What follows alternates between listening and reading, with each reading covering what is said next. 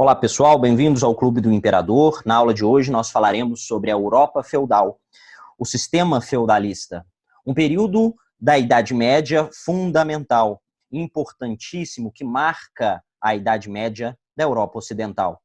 Para entendermos esse modo de produção feudal, para entendermos esse sistema político conhecido como feudalismo, vamos aí a dois fatos que foram fundamentais para a formação do feudalismo na Europa. O primeiro fato que eu queria apresentar para vocês é o fato da ruralização da sociedade europeia ocidental a partir daquela crise do Império Romano do Ocidente lá no século III. Essa crise de poder do Império Romano vai gerar, então, um processo de ruralização. Essa crise do modelo escravista vai gerar um processo de ruralização ali na sociedade romana. Logo, práticas como o colonato vão ser desenvolvidas até mesmo para dar seguridade a essa população que vai se ruralizando. E muitos desses que vão migrar da cidade para o campo migrarão devido a práticas como o colonato. Bom, além deste fato, existe um segundo que seria a segunda onda de invasões bárbaras ocorridas aí por volta do século 8 e 10, principalmente, que atacam e desestruturam o Império Carolíngio, aquele império criado no Reino dos Francos. Bom, então, a partir desses dois fatos, nós podemos entender que o feudalismo ele se fundamentará. Bom, para entendermos o feudalismo, é necessário compreender a sua organização econômica, a sua organização política e social. Partiremos desses três pontos. Mas antes mesmo de falar sobre essas características, eu queria destacar a etimologia da palavra feudalismo. Feudalismo vem da palavra feudo, e feudum significa possessão territorial de um senhor, podendo envolver também o direito a rendas e outros benefícios simbólicos e até mesmo materiais de um senhor. Portanto, pessoal, o feudum seria, enquanto unidade territorial, um território que possui tamanhos variáveis, sobre os quais o senhor, membro de uma nobreza, ou até mesmo o próprio rei, exerce o poder, administra e explora este seu benefício, esse seu feudo, ok? Bom, é importante lembrar que já até mesmo discutido nas aulas de Alta Idade Média aqui no nosso canal, onde falávamos sobre o Império Carolíngio, chegamos a discutir alguns conceitos envolvendo algumas práticas exercidas pelas pessoas dentro do Império Carolíngio. Dentre essas práticas, o comitatus e o beneficium. O que seria o comitatus? Seria um tipo de juramento de lealdade a um chefe local. É um juramento entre guerreiros germânicos. E esse comitatus, esse juramento de lealdade, ele vai ser muito bem visto aqui no próprio sistema feudalista. A este costume, os germânicos também somaram um outro costume. Os francos, excepcionalmente, lá ainda no Império Carolíngio, também somam ao costume de comitatus o costume do beneficium. O que é o benefício?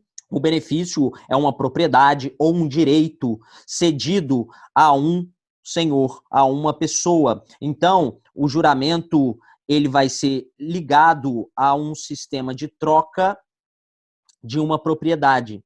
Ao mesmo tempo que você jurava lealdade, fidelidade a um senhor, você também recebia, em troca a essa lealdade, um pedaço de terra, um direito, um privilégio. Ora, essa relação de comitatus e benefício é uma relação existente entre nobres, e não entre senhor e servo.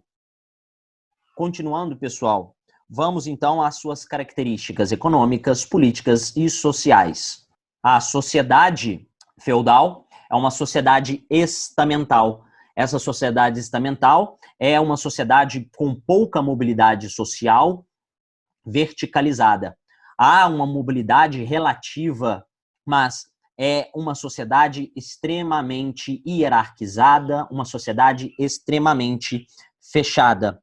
Esse tipo de sociedade, chamada estamental, é uma forma de estratificação social com camadas, portanto, fechadas, com pouca mobilidade. Enfim, Nós temos aí uma pirâmide estamental dividida em 3 partes, sendo lá no topo aqueles que oram o clero. O clero, portanto, os oratores, eles possuíam privilégios, até mesmo não pagavam impostos. Em seguida, a nobreza, ou conhecido também como classe dos belatores. Esses belatores, aqueles que guerreiam, essa nobreza feudal, ela é a possuidora de terra. Essa nobreza feudal também possui privilégios, também não pagam impostos. Então, nós temos um primeiro e um segundo estado com privilégios. E, por fim, a camada de camponeses e servos que trabalham, aqueles que são chamados de laboratores. Os laboratores, aqueles que trabalham, eles vão ser, portanto, a maioria da população feudal. 90% da população do feudo é composta por esta camada, onde os camponeses não possuem privilégios, onde os laboratores trabalhavam nas terras para manter o estamento dos guerreiros e o estamento dos clérigos, né? Esta grande massa de camponeses eram descendentes de camponeses livres, de colonos, de ex-escravos do antigo Império Romano, somando também um grupo de camponeses germânicos empobrecidos, enfim. Os servos, ou chamados também de camponeses, possuíam jornadas de trabalho no campo que eram árduas, e muito do seu trabalho era destinado, portanto, à nobreza e ao clero. Nessa sociedade, o poder ele está vinculado à posse e extensão de terra, logo, aqueles que possuem terra, sendo o primeiro e o segundo estado, eles possuem poder. E existem laços de dependência que são muito efetivos devido àquela relação entre comitatus e benefício, esses laços de dependência entre senhor e senhor, e os laços de dependência que existia entre o servo e o senhor também, que o servo estava ligado diretamente à terra, não possuía aquela terra, mas dependia da terra para sobreviver, para até mesmo conviver com os demais no feudo.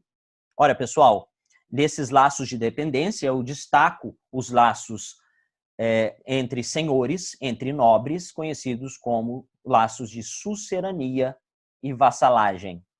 Olha, indo, portanto, a esses laços de sucerania e vassalagem no campo da política, lembrem-se que esses laços eles vão gerar uma sociedade descentralizada. O poder é descentralizado na figura dos feudos, na figura dos senhores feudais.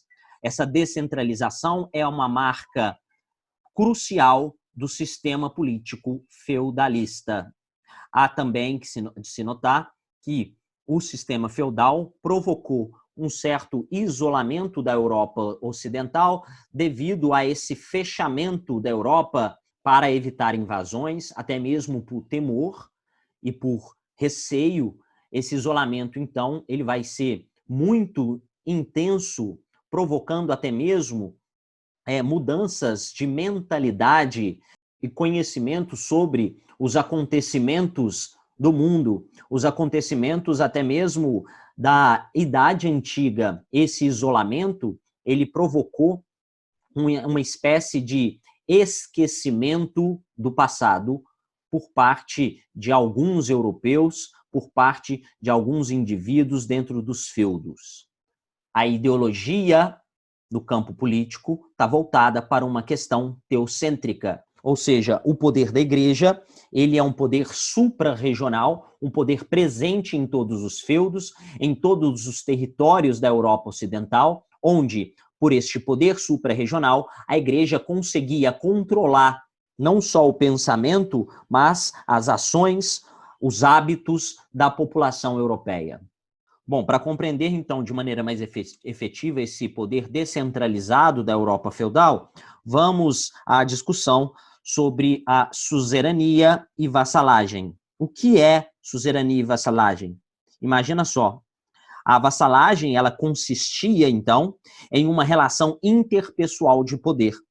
Um nobre ou um guerreiro que precisasse de ajuda, por exemplo, para defender a si mesmo ou defender a sua propriedade, ele se tornava vassalo de um outro, que era geralmente mais poderoso, jurando-lhe fidelidade. Muitas vezes o juramento ele ocorria até mesmo para um guerreiro, um nobre da baixa nobreza, conhecido assim, que seriam aqueles guerreiros que não possuíam terra, juravam fidelidade justamente para conquistar um pedaço de terra, para conquistar um feudum, para conquistar um benefício.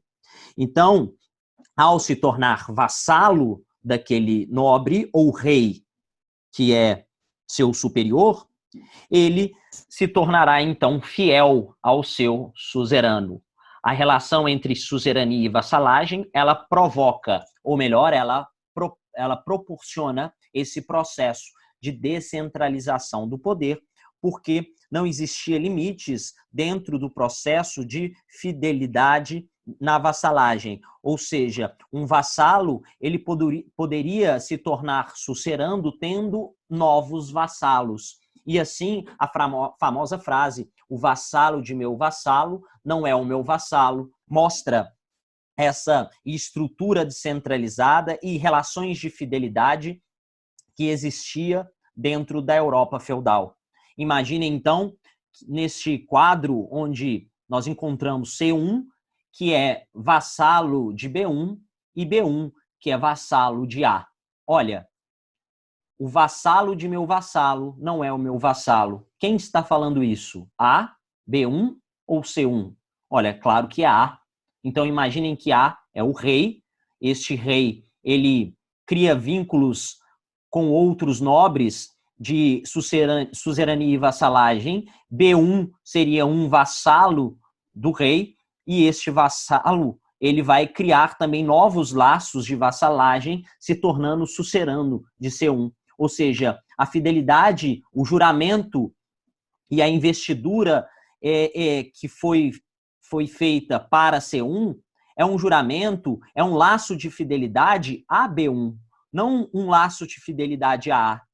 Por isso, essa fragmentação do poder é fundamento da Europa feudal. Indo para a economia, pessoal, lembrem-se que o feudo ele possui uma extensão territorial significativa, vai existir feudos com tamanhos distintos, no entanto, há uma economia comum a todos os feudos, que é uma economia voltada para a autossuficiência, o autoabastecimento. A economia é de base agrícola. E é claro que eles vão utilizar outras atividades, como a pecuária, para o abastecimento, e até mesmo outras atividades voltadas para o comércio. No entanto, é de se notar que o comércio é reduzido porque a atividade preponderante é a atividade agrícola para o sustento, para o abastecimento do feudo. Então, o sistema de produção dos feudos era baseado em uma agricultura de subsistência. E cada feudo tinha que se autoabastecer. Esse autoabastecimento era autoabastecimento de comida, mas não só de comida, um autoabastecimento de produtos diversos, como ferramentas e tecidos. O feudo, então, ele produzia aquilo que ele consumia ou necessitava. O feudo era, portanto, uma grande extensão territorial, pessoal, de um senhor, deste senhor feudal, que poderia ser um rei, um nobre, ou até mesmo um membro do clero. Mas quem que trabalhava nesse sistema de produção de base agrícola? É claro que são os servos, aqueles que são chamados de laboratores, como já dissemos. Os servos, os laboratores, eles são servos da gleba. Eles são servos que estão presos à terra. Mas não só os servos encontram-se nos feudos, mas também os vilões. Os vilões, pessoal, seriam uma camada social que está ligada ali ao terceiro estamento, mas ela tinha uma liberdade maior do que o servo da gleba. Ele vivia nessas vilas da zona rural, porém, eles tinham uma liberdade de ir e vir. Pagavam impostos, mas tinham uma liberdade de ir e vir. Falando em impostos, todo o terceiro estamento, servos, camponeses, os vilões, eles pagavam impostos para o senhor feudal e para a igreja. Esses impostos são diversos, pessoal, mas prestem atenção. Esses impostos eram pagos em produtos agrícolas, ok? Nós temos alguns exemplos, como, por exemplo, a talha, a corvéia, as banalidades, o tostão de Pedro e o dízimo para a igreja, a mão morta. Enfim, existem uma infinidade de impostos, mas lembrem-se que esses impostos eram pagos não por moeda, não pela moeda, mas sim pelo excedente agrícola, pelo produto agrícola. Pessoal, lembrem-se que pelo feudo ser autossuficiente, há uma redução do comércio, não uma exclusão, não há uma extinção do comércio, mas sim uma redução drástica do comércio. Ainda há circulação de mercadorias, ainda há circulação de moedas, mas grande parte das moedas, até mesmo do antigo Império Romano, foram entesouradas. E, além disso, o comércio ele vai ser menos efetivo porque a base é agrícola. Nós temos algumas unidades econômicas do feudo. Dentre essas unidades, eu apresento 3 para vocês, unidades básicas do feudo, que é o manso senhorial, o manso servil e o manso comunal. Olha, o manso senhorial são terras onde encontra-se o castelo do rei, o castelo do nobre, e, ao mesmo tempo, são terras mais bem cultiváveis, são terras mais férteis, tá? Onde, é claro, ali, toda a produção na terra vai ser direcionada para o abastecimento do próprio castelo. Nós temos aí o manso servil, onde habitavam os servos da gleba e até mesmo os vilões. É nesse local onde existem terras arrendadas, onde essas terras arrendadas servem para cultivo na produção de alimentos para o abastecimento da vila, para o abastecimento das famílias dos servos. Também havia nesse local áreas de pastagem, onde eram criados cavalos, ovelhas, cabras, etc. Por fim, nós temos os chamados mansos comunais. O manso comunal, pessoal, por sua vez, era uma área onde que possuía bosques, seria campos abertos, uma área que é de uso comum, por isso comunal, uso comum a todos, onde nós vamos encontrar, portanto, os bosques, né? Extensões de terra onde se extraía madeira para diversos fins ali no abastecimento do feudo. Neste local também havia rebanhos, áreas de pastagem e, por fim, locais onde haviam práticas de caça, que eram uma atividade exclusiva da nobreza. Também nas terras comunais, no manso comunal, que os servos poderiam retirar dali alguns animais de pequeno porte para se alimentar. Tá bom, pessoal? A partir dessas 3 características, eu espero que vocês tenham entendido um pouco mais sobre o feudalismo e ficamos por aqui. Até a próxima!